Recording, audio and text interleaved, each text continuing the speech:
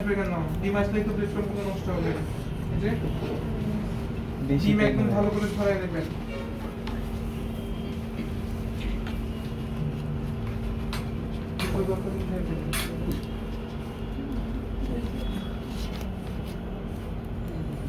কি মনে হয় অনেক বেশি কঠিন মনে হচ্ছে সবকিছু?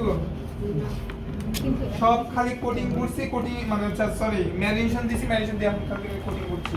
কঠিন তো শুধু মশলা মেশানোটাই, মনেই থাকে না মশলা।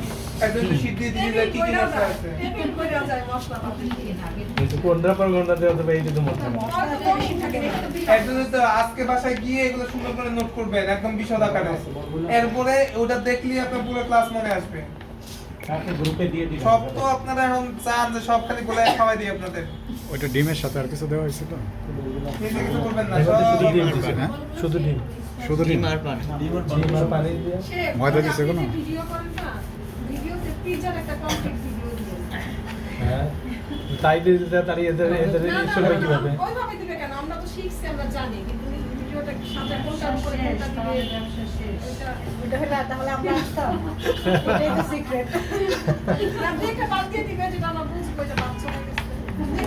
আমরা আসছি তো এই কারণে। দেখেন ফেটে ফেটে গেছে না?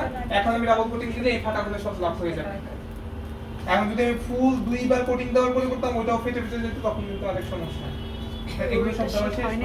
প্রথমে ইয়ে দিলাম, এটা দিলাম, এই কোটিং দিলাম না, এইটার উপর করে এইটা ফার্স্টে কোটিং দিলাম, তারপরে এখন হচ্ছে শেপ দিয়ে এখন হচ্ছে ডাবল কোটিং দিচ্ছি।